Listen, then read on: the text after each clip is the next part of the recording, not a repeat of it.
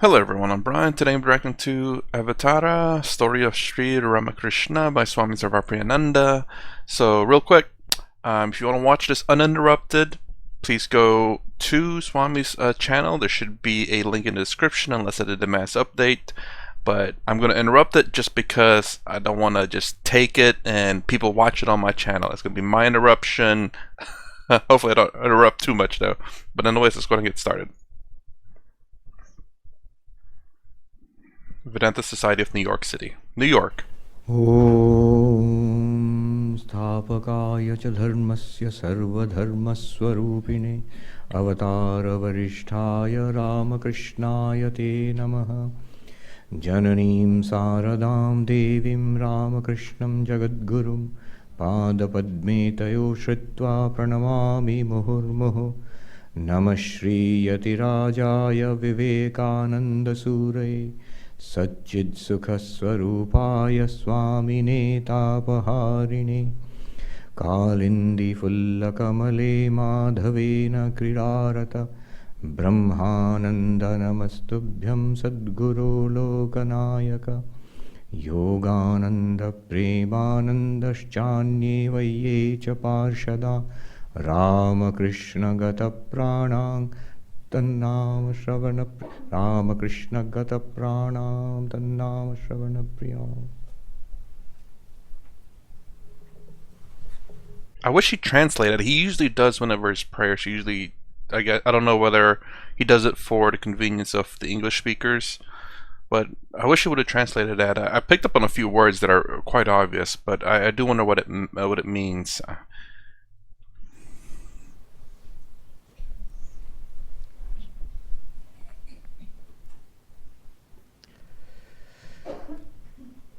A very good morning to everybody.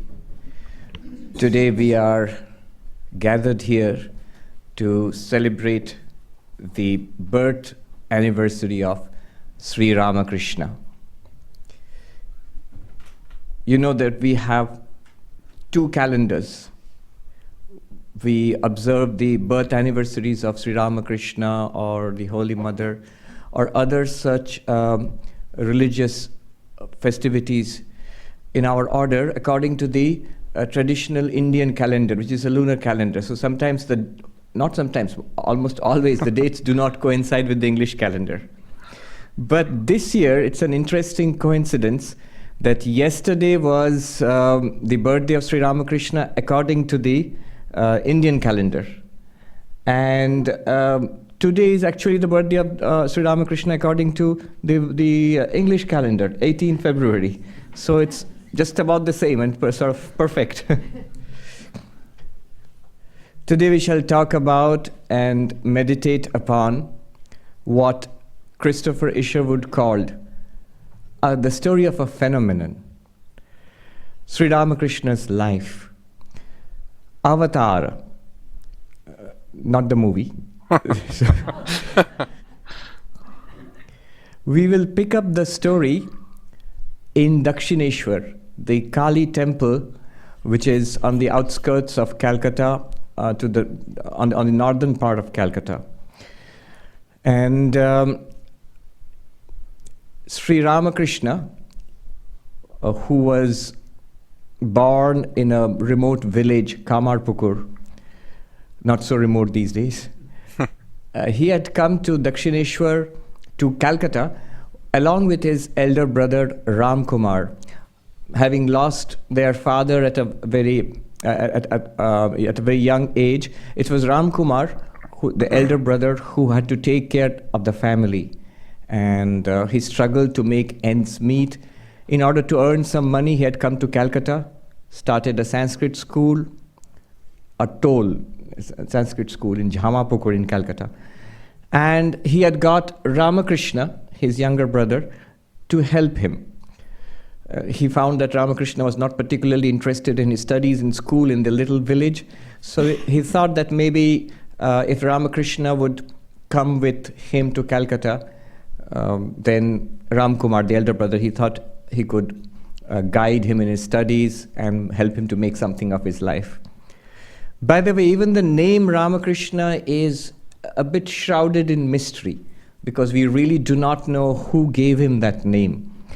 One theory goes that because his family was devoted to Rama, his elder brothers were after all called Ram Kumar and Rameshwar.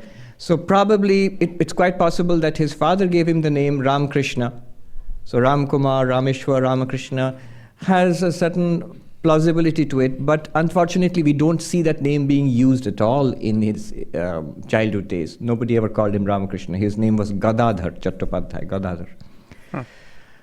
Another theory is that when he became a monk, he was initiated into the monastic order by his guru, by his Vedantic guru Totapuri. So the tradition is to give a new name after being initiated into the vows of monasticism. Possibly Totapuri would have named him Ramakrishna Puri, maybe. That's why more of that later, that's why we are all in that same tradition, so we are all monks of the Puri lineage. That's also a possibility, but there's no way of confirming that. Anyhow, we shall continue to call him Ramakrishna. He comes to Dakshineshwar with his elder brother, who is now the priest of Kali.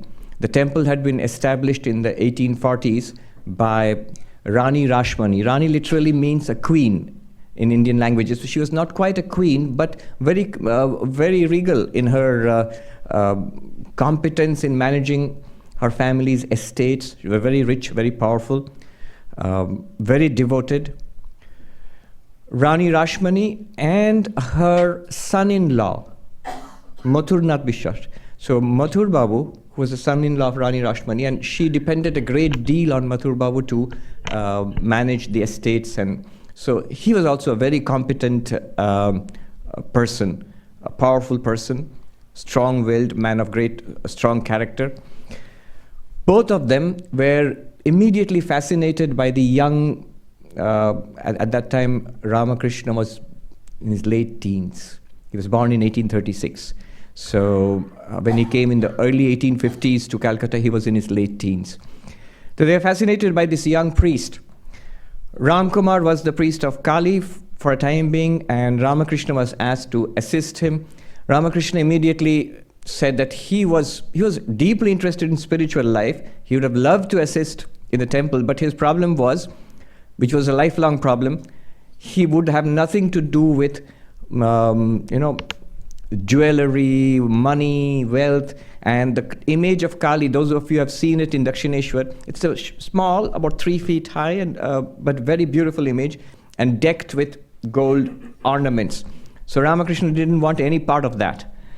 By this time, his nephew, Hriday Ram, who was to play such a big role in his life, in subsequent life, he had come from their village, and he also got employment in the Dakshineshwar Kali temple. Hriday Ram was an interesting character. He was a nephew, but he was only about 4 years younger than Ramakrishna. He loved Ramakrishna, and it was kind of a very possessive kind of love, but he served Ramakrishna, and he said, "I'll take care of the jewels, don't worry." He had no qualms about such things. So that's how Sri Ramakrishna got introduced to Mother Kali, who became his lifelong object of adoration and worship. Ram Kumar died. I think it was around 1856 probably. And he had played a very central role in Ramakrishna's life because having lost his father at a young age, he looked up to Ramkumar. So losing Ramkumar was again like losing his father all over again. And he sought refuge straight away in Mother Kali. So he became the priest of Kali, and he would spend all his waking hours, as long as the temple was open. The temple opens and closes at particular hours. So as long as the temple was open, he would stay in the temple. He would perform his worship devotedly for long hours, and even outside the worship hours, he would sit in the temple, he would meditate, he would pray, he would sit there looking longingly at Mother Kali. His attitude was that is it only an image? Isn't it real? Does God actually exist, and can I see God? And he would pray and cry to the mother that you have shown yourself to great devotees like Ram Prasad and others. Won't you show yourself to me? So it seems like, I mean, good Lord, losing, in a sense, two father figures in his life. And I think at 56 he was 20 years old, and I think when he started he was 14, if I remember the dates correctly. And it seems like he's seeking, I guess, like a either mother or father figure from Kali. I mean, it seems like his personality, his attitude, personality changed, to where he becomes more, I guess, devoted to Kali. I mean, good Lord, that's got to be rough. I mean, to have your older brother that took you in and kind of really was working with you in your life to kind of help you get on with your life, instead of just, I don't know, working and having nothing really to go with, trying to show him to be educated and to have more purpose in life, and then to lose him in 6 years, I believe was that. You see, at this point, one might wonder, why does someone like Sri Ramakrishna, whom we worship as an Avatara, an incarnation of God, why does Sri Ramakrishna have to perform sadhana, spiritual practice, and try to see God if he is himself an incarnation of God? The whole purpose of an incarnation is to show us the way to God, is to confirm for us, for humanity, once again in our period in history, that religion is true, that spirituality is fact, and that God can be realized, God can be experienced. And this realization of God, experience of God, is the purpose of human life. And to do that, Sri Ramakrishna had to go through all of this.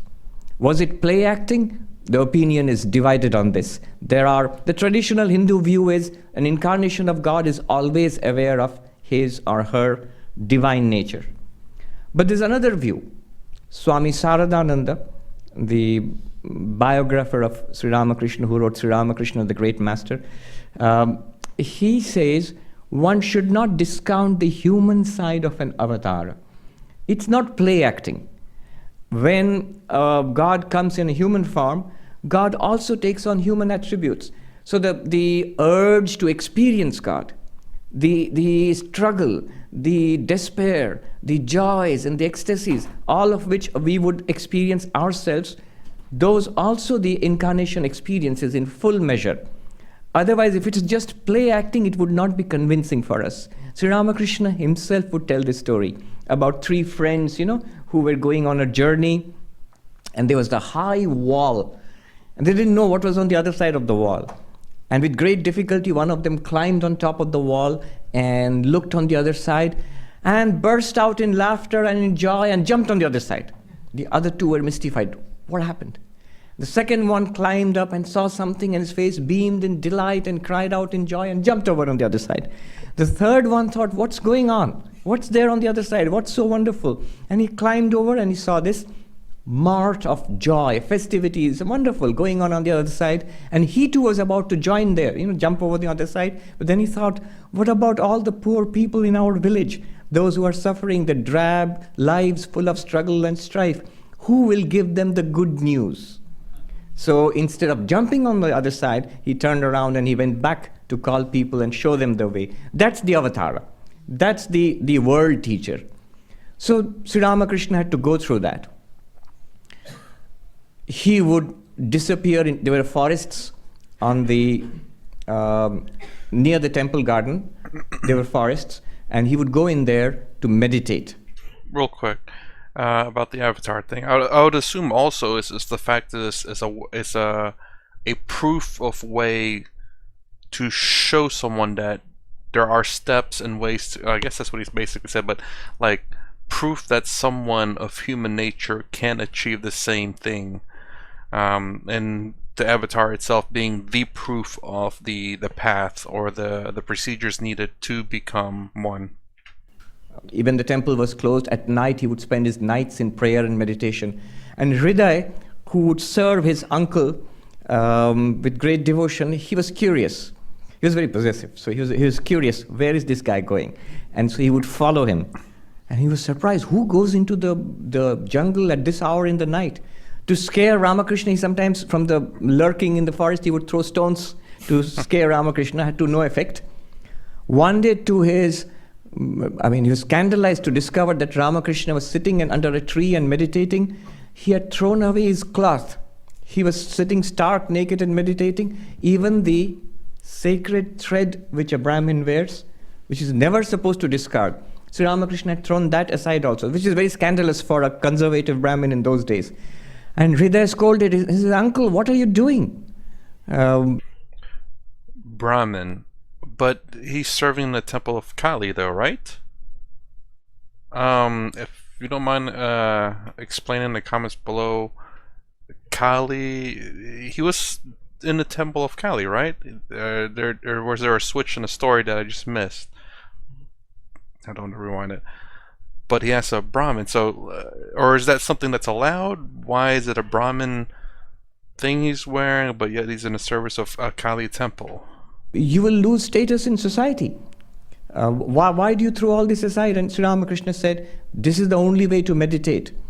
You have to cast aside all bondages of the world. The three bondages he would mention. In Bengali, he had a way of rhyming and puns, which is sometimes very difficult to translate. It was very effective in Bengali, actually. Lajja, ghrina, bhoy, tin thakte noy. So, shame, hatred, and fear. These three prevent you from realizing God in religion, in religious life. So these are the three things you must give up in religious life. Shame, or fear of being embarrassed. What are my friends going to say? That you're not cool anymore. You've become a religious nut. So that shame, or that fear of being embarrassed in society, not being cool anymore. That's very much there even now. It's always been there. You see, mostly people would like to be religious, but only to the extent that it is fashionable to be so.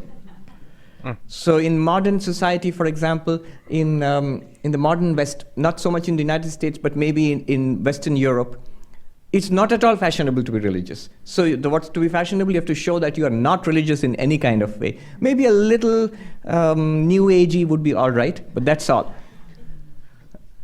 So it's always been that way. Just as an aside, we all know the famous biography of Sri Ramakrishna, which Christopher Isherwood wrote, inspired by Swami Prabhavananda, his guru. So it's a classic. Many people have been introduced in the English-speaking world to Sri Ramakrishna, and these days especially, through Isherwood's work. But many people do not know that the sacrifice that he undertook to write that. Because I have read the reviews written here in New York, I think New York Times Review of Books, I don't know which one, in the top newspapers, reviews, and the tone of the reviews was disapproving, that it's a good book, but why does such a promising author, a part of the fashionable set, why does he have to become involved in some obscure Eastern cult and things like that, It's like the people are disappointed in him. He could have done better, that's their feeling. So Isherwood had to go through that. He knew that this is what's going to come in his career if he does that. So shame, modesty, or kind of a fear of being humiliated. Sri Ramakrishna said you have to give up all that if you really want to be absorbed in God. Sri Ramakrishna would always do it practically. Whatever he understood, theoretically, philosophically, he would actually translate it into practice. We know the famous story of him throwing coins and dirt into the river. Again, in Bengali, it rhymes. Taka mati mati taka, which means, taka means rupees or money, and mati means earth or clay. And he says they are equally worthless. And that the idea, and so to imbibe that he would take handfuls of both and throw them into the river. Somebody wrote that this is too much. It's good to understand and good to be detached, not to be possessive about money, but why do you actually have to throw away money into the river? And someone recently humorously said, "Oh, you didn't understand Ramakrishna. He actually knew that one day land would be more valuable than money." So he was pointing it out to us that you should invest in land. No. Okay. Anyway, so essentially throwing money into the water was a hidden message of him saying invest in land. he would literally do that to overcome the pride of caste, which does not make too much sense in modern Manhattan today, but which was very, very powerful in, say, 19th century India. He actually went to a sweeper's house. In the washroom, in the bathroom of the sweeper's house, he cleaned the latrine with his matted hair in order to overcome any kind of feeling of superiority or disgust. So he would literally do it. What he understood, that all is same, that we are all equal, that we are all manifestations of one reality, he would actually take it down to physical practice. We know how the incredible story of how he literally stormed God's heaven. I want to see God. I want to see my Divine Mother. He would cry and weep. And at sunset on the banks of the Ganges, this was a common sight in those days to see the new young priest weeping bitterly, "Mother, another day has gone. The sun is setting on another day, and I still have not seen you." And people in the temple garden would think that this poor boy has come from the village. Maybe he's missing his mother. His elder brother died, and maybe he's missing his mother. That's why the poor kid is crying. But he was crying for the mother of the universe. He would pray, he would meditate long hours, whole nights in meditation. He said that one day the pain was so much in his heart. He gives an example. In India, people use thin towels called gamcha, thin towels for wiping their bodies after a bath, and then they wring it out, wring the water out. So he says, as people wring a wet towel to wring out the water, I felt somebody was wringing my heart, so much pain in my heart because I could not see God, I could not see the Divine Mother. And it was unbearable. He was in the temple at that time, and he went and caught hold of the sword of Mother Kali, which was there. He said, I was planning to cut off my head. There's no way I would go on living with this pain. And then he had the first great vision. And the first vision was he saw suddenly waves of light, of luminosity, all around, rushing towards him. And then they all crashed upon him. That was his description afterwards. And he lost outward consciousness. Now, this samadhi, completely becoming oblivious to the world outside. Many years later, Dr. Mahendranath Sarkar would actually medically examine him. He would go into this samadhi almost a number of times every day. Something that a religious practitioner, a yogi, would try to attain lifelong, would be happy to attain once in a life. Ramakrishna would experience that daily a number of times. So one day Dr. Mahendranath Sarkar, many, many years later, towards the end of his life, actually examined him and found there was no pulse, that there was no heartbeat. The breath had stopped, like a dead body, and yet he was beaming with joy. And so it's not a condition of unconsciousness. It's not a condition of falling asleep or being comatose. It's a condition of just the opposite, of intense absorption. It's like when you're tremendously concentrated, you're not aware of your surroundings. Imagine taking that many more steps deeper. So you become completely absorbed in God, in spiritual awareness, and even lose consciousness of your body. And it has physiological effects on the body also. The body, as it were, stops. Often the description of Sri Ramakrishna in Samadhi is like a picture, like standing there like a picture. It was intense awareness. One a sign of that is sometimes in kirtan, in ecstatic singing and playing of music, Sri Ramakrishna would go into samadhi and he would seem to be oblivious of the world. But if someone missed a beat or if someone sang off tune, he would come back to awareness with a shudder. Which means it was a deep absorption, a complete awareness, not unawareness. It's like a highly trained musician who's performing, and if there's a slight thing, it's not relevant, but I remember there's a person who went to learn Western classical music, and he writes about his teacher. That when we first went, the teacher played something of Mozart, I think, himself. And then he played a recording of a great master playing the same piece. And he asked us, do you see the difference? Do you hear the difference? Most of us said, no, it just sounds good. You played it well, and the recording is also wonderful. And then this teacher, he says, he told us, if you cannot tell the difference, then you go and there are other honorable professions. But this classical music is not for you. So exactly like that, intensely tuned awareness. After this, Sri Ramakrishna became even more involved, like a madman. Mathur Babu, the son-in-law, he told his mother-in-law, the Rani Rashmani, that we have a wonderful priest. Very soon the Divine Mother is going to be awakened. In Bengali, Jagrata. It will be awakened here in this temple. But to most others, this new young priest seemed to be crazy. They thought he was mad. He would sit there in meditation in the worship which might take 40 minutes or 1 hour. It would take 2 hours or 3 hours or 4 hours. He would sit, put the flower on his head and sit and go into samadhi. The food which was to be offered, ritualistically, you sprinkle water on it, utter the mantras.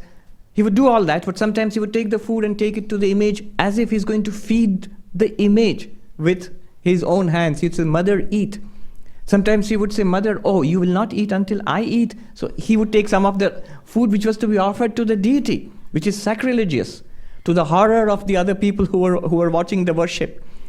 Once there was a cat which entered the temple, and he looked at the cat and said, Mother, you have come in this form today. Would you like to eat something? And he offered the food which was meant for the deity to the cat. He later said, I saw the Divine Mother in the form of the cat. I saw a book on cats in one of our libraries many years ago, about 20 years ago. And the book was dedicated to Ramakrishna. I guess that's why it was in our library. This lady, a Western lady, she had written the book. And so the dedication mentioned how Sri Ramakrishna saw the Divine Mother in a cat. But afterwards, the rest of the book is just about cats, not about Ramakrishna or the Divine Mother. But so this is how it went. He would sing and dance. He would hold the hands of the deity and dance. He would laugh with the Divine Mother. He would chuck her under a chin like this. And he would talk to her to the amazement and also bewilderment of people around him. Hriday, who served him, he said, in those days, I would be bewildered by my uncle. When I would go into the temple and the worship was going on, a kind of fear would seize me, that of an unseen presence in the temple. The very temple vibrated with an unseen presence. It was awe-inspiring. And he said, Hriday said, the hair on my body would stand on its end when I was close to him. And yet when I was away from Sri Ramakrishna, Hriday said, I used to think uncle was mad. What's he doing? And this is such a nice position he has got as a priest of a big temple, and he's going to lose this. People will think he's crazy and they'll toss him out. I think he was also afraid he would lose his job too. And he would caution his uncle to be careful, not do these things. And in this way, time went on. Oh, that ended abruptly. So, again, I guess the biggest question is the Brahmin cloth that he received, and I'm assuming that's for Brahman. and yet he's serving in a Kali temple. Again, I know I'm not exactly familiar with the Hindu religions or the Hindu faith or way of life, especially particularly with the gods.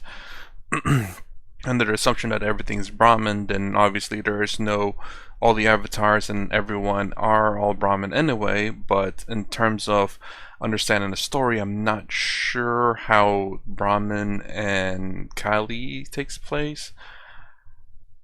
And trying to think, I was holding a candle there. Anyways, but yeah, he seemed to have quite the rough young life. Losing his father, then in a sense, not really partaken in school, but yet taken with his brother to go somewhere else to work and help provide and also educate him, then to become a priest in a temple, and then lose his older brother, another father figure, and then became absolutely, I guess it almost seems like he became a desperate seeker. You know, so much pain in his heart, and perhaps sometimes it takes a lot of extreme things to push people over whatever that limitation is, and maybe that was the push for him to realize, traumatic events tend to change a lot of people, the better or for the worse. And but what the thing is, though, is that after losing his older brother, did he not go back to his family from the village? And whatever happened with his family too, his immediate family, his mother and all that. I don't remember. I think he said he had two older brothers. One of them died, so he still had one older brother left. I don't know who else is left in the family. The mother maybe, and I don't know what else. But anyways, let me know about the thing about the scarf. Why is it Brahmin and he's serving under a Kali temple? Is there anything with that? And I'm guessing he seems to be doing a lot of blasphemous stuff, like eating the food for the Divine Mother or Kali, and feeding it to the cat, and dancing with the image of it. Can't wait to hear. I don't know what's going to happen with him, and whether he gets kicked out or not. But that's for part 2. Anyways, that's my. If you like my stuff, please consider subscribing. Thumbs up, thumbs down below. Thanks for watching. I'll see you in the next vid.